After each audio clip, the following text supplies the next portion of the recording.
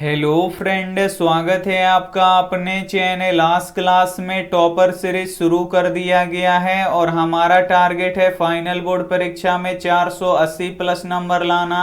तो 480 plus number कैसे आएगा? तो जैसे फाइनल बोर्ड परीक्षा में प्रश्न पूछे जाते हैं बिल्कुल वैसा ही वैसा प्रश्न आपको पढ़ना पड़ेगा और बिल्कुल वैसा ही प्रश्न रोज सुबह 5:30 बजे हम पढ़ाते हैं। तो रोज सुबह 5:30 बजे आप हमसे लाइव जुड़ के पढ़ सकते हैं। और आज की इस वीडियो में विज्ञान के टॉप 30 ऑब्जेक्टिव प्रश्न बताएंगे जो आपके फाइनल बोर्ड परीक्षा के लिए काफी महत्वपूर्ण रहेगा। तो चैनल को अभी तक आप सब्सक्राइब नहीं किए हैं तो चैनल को सब्सक्राइब कर लीजिएगा और सब्सक्राइब करने के बाद एक बेल आइकन आता है तो बेल आइकन को दबा के ऑल पे कर लीजिएगा ताकि जब भी लाइव क्लास हो तो आपके पास नोटिफिकेशन पहुंचता रहे। और 6 बजे हमारे वेबसाइट पे हिंदी का टेस्ट होगा तो आप लोग जरूर दीजिएगा। तो आइए शुरू करते हैं पहले नंबर प्रश्न से। तो पहला नंबर प्रश्न है कि निम्न में से कौन पर्यावरण के जैविक घटक नहीं है? ए ऑप्शन है पौधे, बी ऑप्शन है वायु, सी ऑप्शन है जंतु, डी ऑप्शन है मनुष्य। तो यहाँ पे आपको बताना है कि निम्न में से कौन पर्यावरण के जैविक घटक नहीं है। तो जैविक घटक किसे कहते हैं? तो जो सड़ गल जाते हैं उसे जैविक घटक कहते हैं। तो पेड़ पौधे सड़ गल जाते हैं, जंतु सड़ गल जाते हैं, मनुष्य सड़ गल जाते हैं, लेकिन वायु नहीं सड़ता गलता है। तो ये जैविक घटक नहीं है। तो यहाँ पे बी वाला ऑप्शन बिल्कुल ही सही हो जाएगा। आइए देखते हैं अगला प्रश्न। 2 नंबर प्रश्न है कि मानव मादा में संपन्न होने वाले प्रजनन चक्र को कहते हैं। ए ऑप्शन है मासिक चक्र, बी ऑप्शन है रजोधर्म, सी ऑप्शन है मासिक धर्म, डी ऑप्शन है इनमें से सभी।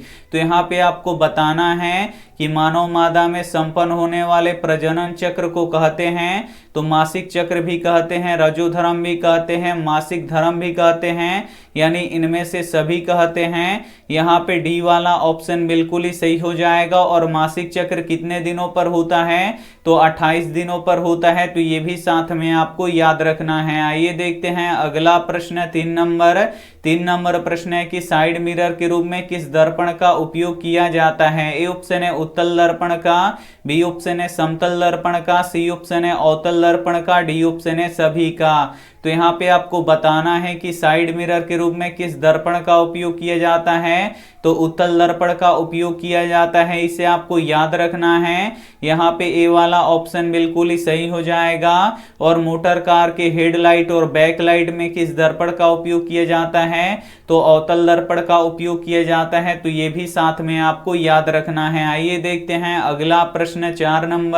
4 नंबर प्रश्न है कि सर्वाधिक आघात वर्धक धातु कौन सा है? ए ऑप्शन है सोना, बी ऑप्शन है चांदी, सी ऑप्शन है तांबा, डी ऑप्शन है लोहा। तो यहाँ पे आपको बताना है कि सर्वाधिक आघात वर्धक धातु कौन सा होता है। तो आघात वर्धक किसे कहते हैं? तो जिसे पीट पीट कर कागज से भी पतला चादर बनाया जाता है उसे आघात वर्धक धातु कहते हैं। तो सर्वाधिक आघात वर्धक धातु कौन सा होता है? तो सोना होता है, इसे आपको याद रखना है। यहाँ पे ए वाला ऑप्शन बिल्कुल ही सही हो जाएगा। आइए देखते हैं अगला प्रश्न। 5 नंबर प्रश्न है कि दृश्य प्रकाश में किस वर्ण का तरंगदैर्ध्य अधिक होता है? ए ऑप्शन है बैगनी रंग का, बी ऑप्शन है लाल रंग का, सी ऑप्शन है नीला रंग का, डी ऑप्शन है पीला रंग का। काफी महत्वपूर्ण प्रश्न है। यहाँ पे आपको बताना है कि दृश्य प्रकाश में किस वर्ण यानी किस रंग का तरंगदैर्ध्य अधिक होता है। तो लाल रंग का होता है, इसे आपको याद रखना है। यहाँ पे बी वाला ऑप्शन बिल्कुल ही सही हो जाएगा। और बैगनी रंग का तरंगदैर्ध्य सबसे कम होता है। तो ये भी साथ में आपको याद रखना है। इस टॉपर सीरीज में विज्ञान के 30 ऑब्जेक्टिव प्रश्न बताएंगे जो आपके फाइनल बोर्ड परीक्षा के लिए काफी महत्वपूर्ण रहेगा। तो एक भी प्रश्न आप लोग स्किप मत कीजिएगा। वीडियो को प्लीज आप लोग शुरू से लेके अंत तक देखिएगा। और वीडियो को अभी तक आप लाइक नहीं किए हैं तो वीडियो को आप लोग लाइक कर दीजिएगा। और अभी तक आप हमारे व्हाट्सएप ग्रुप में नहीं जुड़े हैं तो ये हमारा व्हाट्सएप नंबर है, इस पे आपको बोल देना है कि सर हमें ग्रुप में जोड़ दीजिए तो हम आपको ग्रुप में जोड़ देंगे। आइए देखते हैं अगला प्रश्न।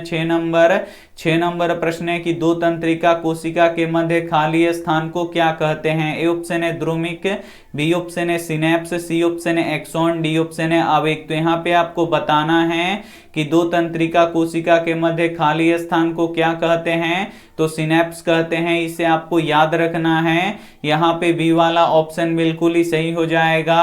और शरीर की सबसे लंबी कोशिका कौन सी होती है? तो तंत्रिका कोशिका होती है। तो ये भी साथ में आपको याद रखना है। आइए देखते हैं अगला प्रश्न 7 नंबर।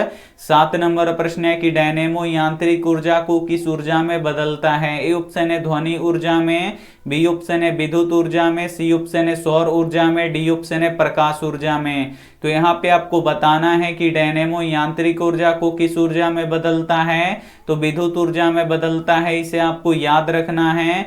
यहाँ पे बी वाला ऑप्शन बिल्कुल ही सही हो जाएगा। ये देखते हैं अगला प्रश्न 8 नंबर। 8 नंबर प्रश्न है कि कौन सा फास्फोरस अधिक अभिक्रियाशील है? ए ऑप्शन है लाल, बी ऑप्शन है पीला जिसे श्वेत भी बोला जाता है, सी ऑप्शन है बैगनी, डी ऑप्शन है हरा। तो यहाँ पे आपको बताना है कि कौन सा फास्फोरस अधिक अभिक्रियाशील होता है। तो जो पीला फास्फोरस होता है ये सबसे अधिक अभिक्रियाशील होता है। यहाँ पे बी वाला ऑप्शन बिल्कुल ही सही हो जाएगा। और फास्फोरस को जल में डुबा के रखा जाता है, तो ये भी साथ में आपको याद रखना है। आइए देखते हैं अगला प्रश्न 9 नंबर। 9 नंबर प्रश्न है कि चालक के अंदर इलेक्ट्रॉन की गति होती है। ए ऑप्शन है समरूप, बी ऑप्शन है त्वरित, सी ऑप्शन है अपसरित, डी ऑप्शन है अवमंदित। तो यहाँ पे आपको बताना है कि चालक के अंदर इलेक्ट्रॉन की गति होती है तो अपसरित होती है, इसे आपको याद रखना है। यहाँ पे सी वाला ऑप्शन बिल्कुल ही सही हो जाएगा। और इलेक्ट्रॉन पे कौन सा आवेश होता है? तो ऋण आवेश होता है। तो ये भी साथ में आपको याद रखना है। आइए देखते हैं अगला प्रश्न 10 नंबर। 10 नंबर प्रश्न है कि कोई विलयन लाल लिटमस पत्र को नीला कर देता है तो उसका पीएच मान कितना होता है? ए ऑप्शन है 5, बी ऑप्शन है 6, सी ऑप्शन है 3, डी ऑप्शन है 10। तो यहाँ पे आपको बताना है कि कोई विलयन लाल लिटमस पत्र को नीला कर देता है तो लाल लिटमस पत्र को नीला कौन करता है? तो क्षार करता है। और क्षार का पीएच मान कितना होता है? तो 7 से लेके 14 के बीच में होता है। तो इसमें 7 से लेके 14 के बीच में कौन है? तो 10 है। तो यहाँ पे डी वाला ऑप्शन बिल्कुल ही सही हो जाएगा। आइए देखते हैं अगला प्रश्न 11 नंबर। 11 नंबर प्रश्न है कि सूक्ष्म उपभोक्ता का उदाहरण क्या होता है? ए ऑप्शन है जीवाणु, बी ऑप्शन है कवक, सी ऑप्शन है दोनों, डी ऑप्शन है इनमें से कोई नहीं। तो यहाँ पे आपको बताना है कि सूक्ष्म उपभोक्ता का उदाहरण होता है तो जीवाणु और कवक दोनों होता है, इसे आपको याद रखना है। यहाँ पे सी वाला ऑप्शन बिल्कुल ही सही हो जाएगा। आइए देखते हैं अगला प्रश्न 12 नंबर। 12 नंबर प्रश्न है कि आधुनिक आवर्त सारणी में कौन सा आवर्त अभी तक अधूरा है? ए ऑप्शन है तीसरा आवर्त, बी ऑप्शन है प्रथम आवर्त, सी ऑप्शन है छठा आवर्त, डी ऑप्शन है सातवां आवर्त। तो यहाँ पे आपको बताना है कि आधुनिक आवर्त सारणी में कौन सा आवर्त अभी तक अधूरा है? तो सातवां आवर्त अभी तक अधूरा है, इसे आपको याद रखना है। यहाँ पे डी वाला ऑप्शन बिल्कुल ही सही हो जाएगा। और आधुनिक आवर्त सारणी किसने बनाया था? तो मोसले ने बनाया था। और आधुनिक आवर्त सारणी में वर्गों की संख्या कितनी है? तो 18 है, इसे आपको याद रखना है। और आवर्तों की संख्या कितनी है? तो 7 है। तो ये भी साथ में आपको याद रखना है। आइए देखते हैं अगला प्रश्न 13 नंबर। 13 नंबर प्रश्न है कि विद्युत फ्यूज विद्युत धारा के किस प्रभाव पे कार्य करता है? ए ऑप्शन है उष्मीय, बी ऑप्शन है चुंबकीय, सी ऑप्शन है रासायनिक, डी ऑप्शन है इनमें से कोई नहीं। तो यहाँ पे आपको बताना है कि विद्युत फ्यूज विद्युत धारा के किस प्रभाव पे कार्य करता है? तो ये उष्मीय प्रभाव पे कार्य करता है, इसे आपको याद रखना है। यहाँ पे ए वाला ऑप्शन बिल्कुल ही सही हो जाएगा। आइए देखते हैं अगला प्रश्न 14 नंबर। 14 नंबर प्रश्न है कि आधुनिक आवर्त सारणी का आधार क्या है? ए ऑप्शन है परमाणुओं का आकार, बी ऑप्शन है परमाणु द्रव्यमान, सी ऑप्शन है परमाणु संख्या, डी ऑप्शन है इनमें से कोई नहीं। तो यहाँ पे आपको बताना है कि आधुनिक आवर्त सारणी का आधार क्या है? तो परमाणु संख्या है, इसे आपको याद रखना है। यहाँ पे सी वाला ऑप्शन बिल्कुल ही सही हो जाएगा। विज्ञान के इस टॉपर सीरीज में 30 काफी महत्वपूर्ण ऑब्जेक्टिव प्रश्न हम आपको बताएंगे, तो एक भी प्रश्न आप लोग स्किप मत कीजिएगा। वीडियो को प्लीज आप लोग शुरू से लेके अंत तक देखिएगा, और वीडियो को अभी तक आप लाइक नहीं किए हैं तो प्लीज आप लोग वीडियो को लाइक भी कर दीजिएगा। आइए देखते हैं अगला प्रश्न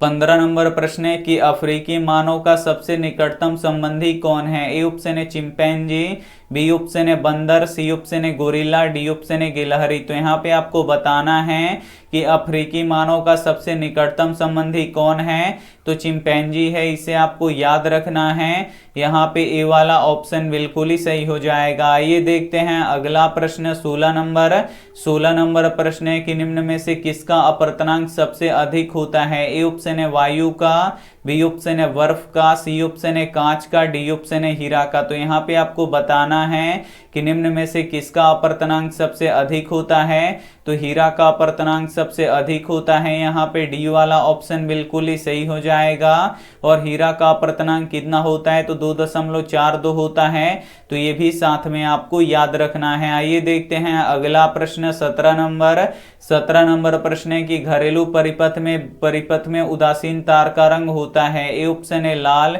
बी ऑप्शन है हरा, सी ऑप्शन है काला, डी ऑप्शन है पीला। तो यहाँ पे आपको बताना है कि घरेलू परिपथ में उदासीन तार का रंग होता है तो काला होता है, इसे आपको याद रखना है। यहाँ पे सी वाला ऑप्शन बिल्कुल ही सही हो जाएगा। और अर्थ तार का रंग कैसा होता है, तो हरा होता है, इसे आपको याद रखना है। और विद्युतमय तार का रंग कैसा होता है, तो लाल होता है, तो ये भी साथ में आपको याद रखना है। आइए देखते हैं अगला प्रश्न 18 नंबर प्रश्न है कि पौधों में जल तथा खनिज लवणों के परिवहन की दिशा क्या होती है? ए ऑप्शन है केवल ऊपर की ओर, बी ऑप्शन है केवल नीचे की ओर, सी ऑप्शन है दोनों ओर, डी ऑप्शन है इनमें से कोई नहीं। तो यहाँ पे आपको बताना है कि पौधों में जल तथा खनिज लवणों की परिवहन की दिशा होती है तो केवल ऊपर की ओर होती है, इसे आपको याद रखना है। यहाँ पे ए वाला ऑप्शन बिल्कुल ही सही हो जाएगा। और पेड़ पौधों में जल तथा खनिज लवणों का परिवहन कौन करता है, तो जाइलम करता है, तो ये भी साथ में आपको याद रखना है। आइए देखते हैं अगला प्रश्न 19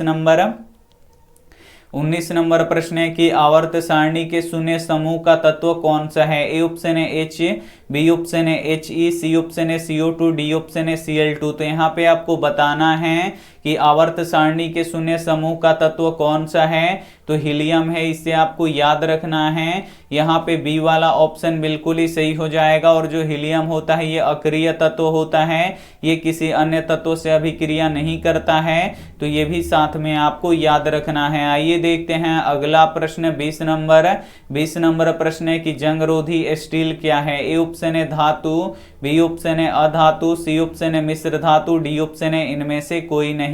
तो यहाँ पे आपको बताना है कि जंगरोधी स्टील क्या है, तो मिश्र धातु है, इसे आपको याद रखना है। यहाँ पे सी वाला ऑप्शन बिल्कुल ही सही हो जाएगा। और स्टील किससे मिलकर बना होता है, तो लोहा और क्रोमियम से मिलकर बना होता है, तो ये भी साथ में आपको याद रखना है। आइए देखते हैं अगला प्रश्न 21 नंबर प्रश्न है कि छोटी आंत में भोजन के पाचन में निम्न में से किस रस की भूमिका अधिक होती है? ए ऑप्शन है पित्त रस की, बी ऑप्शन है अग्न्याशय रस की, सी ऑप्शन है आंत्र रस की, डी ऑप्शन है इनमें से सभी की। तो यहाँ पे आपको बताना है कि छोटी आंत में भोजन के पाचन में निम्न में से किस रस की भूमिका अधिक होती है, तो पित्त रस का भी होता है, अग्न्याशय रस का भी होता है, आंत्र रस का भी होता है, यानी इनमें से सभी का होता है। तो यहाँ पे डी वाला ऑप्शन बिल्कुल ही सही हो जाएगा। आइए देखते हैं अगला प्रश्न 22 नंबर प्रश्न है कि जल दिवस कब मनाया जाता है? ए ऑप्शन है 20 मार्च को,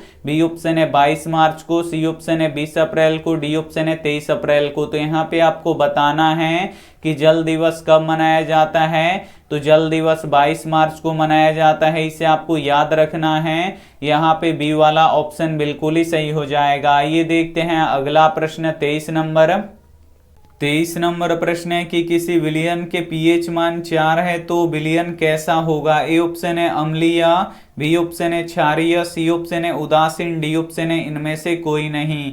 तो यहाँ पे बोल रहा है कि किसी विलयन का अगर पीएच मान 4 है तो ये कैसा होगा, तो अम्लीय विलयन का पीएच मान कितना होता है, तो 0 से लेके 7 के बीच में होता है। और क्षारीय विलयन का पीएच मान कितना होता है, तो 7 से लेके 14 के बीच में होता है। और उदासीन विलयन का पीएच मान कितना होता है, 7 होता है। तो यहाँ पे पूछ रहा है कि इस विलयन का पीएच मान 4 है तो विलयन कैसा होगा, तो वो अम्लीय होगा। यहाँ पे ए वाला ऑप्शन बिल्कुल ही सही हो जाएगा। ये देखते हैं अगला प्रश्न 24 नंबर। 24 नंबर प्रश्न है कि मनुष्य में पाचन की क्रिया प्रारंभ होती है। ए ऑप्शन है मुख गुहा से, बी ऑप्शन है ग्रासनी से, सी ऑप्शन है अमाशय से, डी ऑप्शन है यकृत से। तो यहाँ पे आपको बताना है कि मनुष्य में पाचन की क्रिया प्रारंभ होती है तो कहाँ से शुरू होती है, तो मुख गुहा से शुरू होती है। तो यहाँ पे ए वाला ऑप्शन बिल्कुल ही सही हो जाएगा। और शरीर का सबसे बड़ा अंग कौन सा होता है, तो यकृत लीवर होता है। तो ये भी साथ में आपको याद रखना है। आइए देखते हैं अगला प्रश्न 25 नंबर। 25 नंबर प्रश्न है कि मीथेन में कितने सहसंयोजक बंधन होते हैं। ए ऑप्शन है 2, बी ऑप्शन है 4, सी ऑप्शन है 6, डी ऑप्शन है 8। तो यहाँ पे आपको बताना है कि मीथेन में कितने सहसंयोजक बंधन होते हैं, तो 4 होते हैं, इसे आपको याद रखना है। यहाँ पे बी वाला ऑप्शन बिल्कुल ही सही हो जाएगा। और मीथेन का रासायनिक सूत्र CH4 होता है, तो ये भी साथ में आपको याद रखना है। आइए देखते हैं अगला प्रश्न 26 नंबर। 26 नंबर प्रश्न है कि कैल्शियम कार्बाइड जल के साथ अभिक्रिया करके देता है। ए ऑप्शन है मीथेन, बी ऑप्शन है एथेन, सी ऑप्शन है इथीन, डी ऑप्शन है एथाइन। काफी महत्वपूर्ण प्रश्न है ये आपके बोर्ड परीक्षा के लिए। यहाँ पे आपको बताना है कि कैल्शियम कार्बाइड जल के साथ अभिक्रिया करके देता है तो एथाइन देता है, इसे आपको याद रखना है। यहाँ पे डी वाला ऑप्शन बिल्कुल ही सही हो जाएगा। और एथाइन से वेल्डिंग होता है, तो ये भी साथ में आपको याद रखना है। आइए देखते हैं अगला प्रश्न 27 नंबर। 27 नंबर प्रश्न है कि निम्न में से किसे कोशिकीय ईंधन कहा जाता है। ए ऑप्शन है विटामिन को, बी ऑप्शन है खनिज लवण को, सी ऑप्शन है ग्लूकोज को, डी ऑप्शन है प्रोटीन को। काफी महत्वपूर्ण प्रश्न है ये आपके बोर्ड परीक्षा के लिए। यहाँ पे आपको बताना है कि निम्न में से किसे कोशिकीय ईंधन कहा जाता है, तो ग्लूकोज को कहा जाता है, इसे आपको याद रखना है। यहाँ पे सी वाला ऑप्शन बिल्कुल ही सही हो जाएगा। और ग्लूकोज का रासायनिक सूत्र क्या होता है, तो C6H12O6 होता है, तो ये भी साथ में आपको याद रखना है। आइए देखते हैं अगला प्रश्न 28 नंबर। 28 नंबर प्रश्न है कि अलैंगिक जनन मुकुलन द्वारा होता है। ए ऑप्शन है अमीबा में, बी ऑप्शन है ईस्ट में, सी ऑप्शन है प्लाज्मोडियम में, डी ऑप्शन है मलेरिया परजीवी में। तो यहाँ पे आपको बताना है कि अलैंगिक जनन मुकुलन द्वारा होता है तो किस में होता है, तो ईस्ट में होता है, इसे आपको याद रखना है। यहाँ पे बी वाला ऑप्शन बिल्कुल ही सही हो जाएगा। आइए देखते हैं अगला प्रश्न 29 नंबर। 29 नंबर प्रश्न है कि निम्न में से नर युग्मक कौन है। ए ऑप्शन है शुक्राणु, बी ऑप्शन है अंडाणु, सी ऑप्शन है योनि, डी ऑप्शन है फेलोपियन नलिका। तो यहाँ पे आपको बताना है कि निम्न में से नर युग्मक कौन है, तो शुक्राणु है, इसे आपको याद रखना है। यहाँ पे ए वाला ऑप्शन बिल्कुल ही सही हो जाएगा। और मादा युग्मक क्या होता है, अंडाणु होता है। और स्त्रियों में अंडाशय की संख्या कितनी होती है, तो 2 होती है, तो ये भी साथ में आपको याद रखना है। आइए देखते हैं अंतिम प्रश्न 30 नंबर।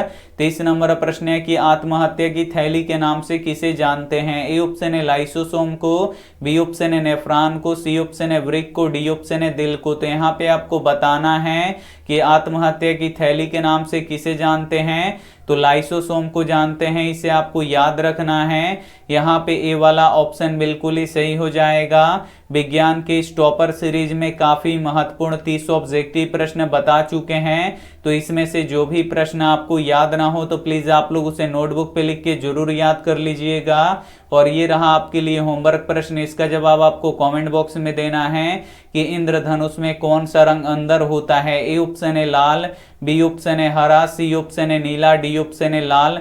तो जो भी ऑप्शन आपको सही लगे वो आप हमें कमेंट करके जरूर बताइएगा। और वीडियो को लाइक नहीं किए तो प्लीज आप लोग वीडियो को लाइक कीजिएगा, अपने दोस्तों के पास इस वीडियो को जरूर शेयर कीजिएगा और चैनल को सब्सक्राइब कीजिएगा। थैंक यू फॉर वॉचिंग, मिलते हैं अगली वीडियो में, तब तक अपना ध्यान रखिए, मन लगा के पढ़ाई कीजिए। Take care and bye.